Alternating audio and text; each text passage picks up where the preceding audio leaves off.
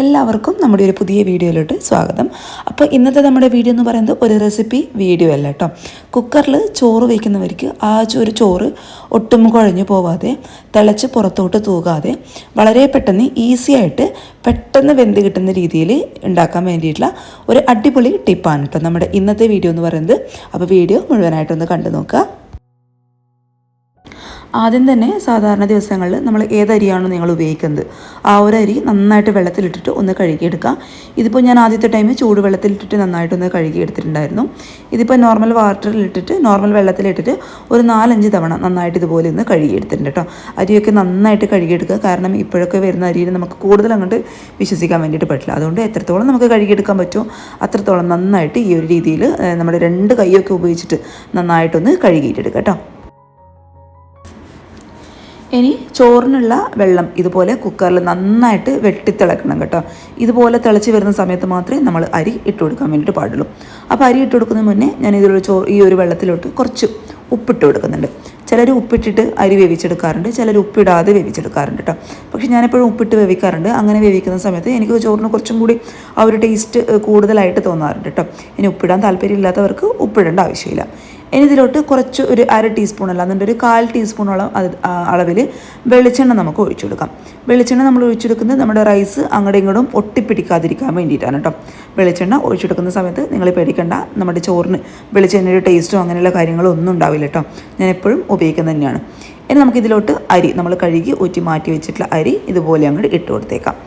ഞാനിപ്പോൾ 1 ഗ്ലാസ് അരി മാത്രമേ എടുത്തിട്ടുള്ളൂ. 1 ഗ്ലാസ് അരിക്ക് 4 ഗ്ലാസ് വെള്ളം നമ്മൾ കുക്കറിലോട്ട് ഒഴിച്ചിട്ടാണ് തിളപ്പിച്ചെടുത്തിട്ടുള്ളത് കേട്ടോ.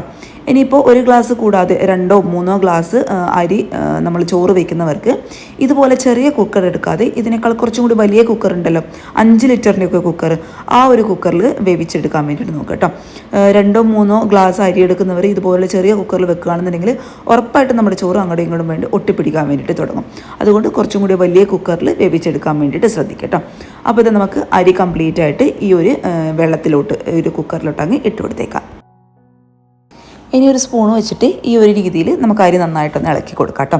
അല്ലാന്നുണ്ടെങ്കിൽ ചില അരി നമ്മൾ ഇട്ട് കൊടുത്ത ആ ഒരു സ്പോട്ടിലത്തിന് ആ ഒരു സമയത്ത് തന്നെ ആ കുക്കറിൻ്റെ അടിയിലായിട്ട് ചെറുതായിട്ടൊന്ന് ഒട്ടിപ്പിടിക്കും. അപ്പോൾ അത് ഒഴിവാക്കാൻ വേണ്ടിയിട്ട് സ്പൂൺ വെച്ചിട്ട് ജസ്റ്റ് ഒന്ന് ഇളക്കി കൊടുത്തതിന് ശേഷം ചിലർ അരി വേവിച്ചെടുക്കുന്ന സമയത്ത് പറഞ്ഞു കേൾക്കാറുണ്ട്, കുക്കറിൻ്റെ അടപ്പ് വഴി ഈ ഒരു വെള്ളമൊക്കെ പുറത്ത് തെറിച്ച് തൂകുന്നു എന്നുള്ള കാര്യം, അതായത് പുറത്തോട്ട് വരുന്നു എന്നുള്ള കാര്യം. അങ്ങനെയുള്ളവർക്ക് നല്ലൊരു ടിപ്പാണ്. അങ്ങനെ ഒരു ബുദ്ധിമുട്ട് അനുഭവിക്കുന്നവർക്ക് നമ്മൾ ഈ ഒരു കുക്കറിൻ്റെ അടപ്പിടുന്നതിന് മുന്നേ ഒരു കുഞ്ഞു സ്പൂൺ ഈ ഒരു വെള്ളത്തിലോട്ട് അങ്ങ് ഇട്ട് കൊടുക്കട്ടോ. ഇങ്ങനെ ചെയ്യുന്ന സമയത്ത് നമ്മൾ ആ ഒരു വെള്ളം തിളച്ചു തൂകുന്ന ആ ഒരു പ്രശ്നം ഉണ്ടാവില്ല.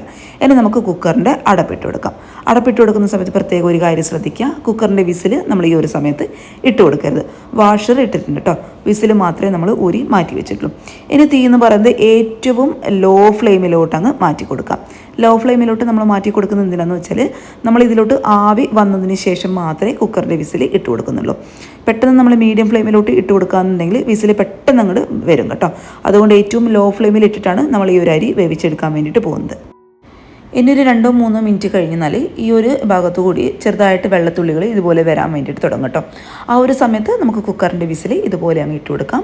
തീ എന്ന് പറയുന്നത് ഏറ്റവും ലോ ഫ്ലെയിമിൽ തന്നെ വെച്ച് കൊടുക്കാം. ലോ ഫ്ലെയിമിൽ വെച്ച് കൊടുക്കുന്ന സമയത്ത് നിങ്ങൾ പേടിക്കണ്ട, നമ്മുടെ അരിയൊന്നും കുഴഞ്ഞു പോകുന്നൊന്നുമില്ല കേട്ടോ.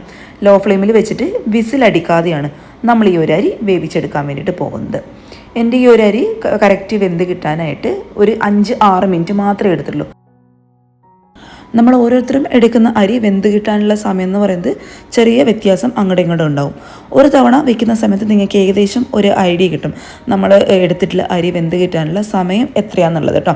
അപ്പോൾ ആദ്യം വെക്കുന്ന തവണ നിങ്ങളൊന്ന് ശ്രദ്ധിച്ചാൽ മതി നമ്മുടെ അരി വെന്ത് കിട്ടാനുള്ള സമയം എത്രയാണെന്നുള്ളത്. ആ ഒരു രീതിയിൽ ഏറ്റവും ലോ ഫ്ലെയിമിൽ ഇട്ടിട്ട് അരി വേവിച്ചെടുത്താൽ മതി കേട്ടോ. കറക്റ്റ് ഒരു 5-6 മിനിറ്റ് കഴിഞ്ഞപ്പോൾ ഞാൻ കംപ്ലീറ്റ് ആയിട്ട് സ്റ്റൗ ഓഫ് ചെയ്ത് കൊടുത്തിരുന്നു. ഇനി ചൂടെന്ന് പറയുന്നത് കംപ്ലീറ്റ് ആയിട്ട് മാറണം.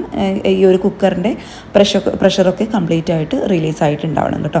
നിങ്ങൾക്ക് കാണുമ്പോൾ തന്നെ മനസ്സിലാവുന്നുണ്ടാവും, ഒട്ടും വെള്ളം എന്ന് പറയുന്നത് തിളച്ച് തൂകിയിട്ടില്ല, ഒരു പുറത്തോട്ട് പോലും ഒന്നും വന്നിട്ടില്ല കേട്ടോ. നമ്മൾ അടിച്ചിട്ടില്ല, അതുകൊണ്ടാണ് ആ ഒരു പ്രശ്നം നമുക്ക് ഇല്ലാത്തത്. ഇനി ഇതേ നമ്മൾ ഒഴിച്ചു കൊടുത്തിട്ടുള്ള വെള്ളം എന്ന് പറയുന്നത് അതുപോലെ തന്നെ കിടക്കുകയാണ്. പക്ഷെ നമ്മുടെ ചോറ് കറക്റ്റ് കറക്റ്റായിട്ട് നല്ല മണിയായിട്ട് ഇതുപോലെ വെന്ത് കിട്ടിയിട്ടുണ്ട്. നിങ്ങൾക്ക് കാണുമ്പോൾ തന്നെ മനസ്സിലാവുന്നുണ്ടാവും നമ്മുടെ ചോറ് എത്രത്തോളം പെർഫെക്റ്റ് ആയിട്ടാണ് വെന്ത് കിട്ടിയിട്ടുള്ളത്. അപ്പോൾ ഇതുവരെ ഇതുപോലെ ട്രൈ ചെയ്യാത്തവർ ഒറ്റ തവണ ഇതുപോലെ ഒന്ന് ട്രൈ ചെയ്ത് നോക്കൂ.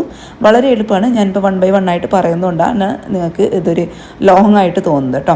ഇത്രയും മെനക്കെട്ട പണിയാണോ ചോറ് വേവിക്കാനുള്ളതെന്ന് തോന്നുന്നത്. ഒരു തവണ ഒന്ന് ട്രൈ ചെയ്ത് നോക്കുന്ന സമയത്ത് ഇത്രയും ഈസി ആയിരുന്നു കുക്കറിൽ ചോറ് വേവിക്കാൻ എന്നുള്ളത് തോന്നിപ്പോകും കേട്ടോ.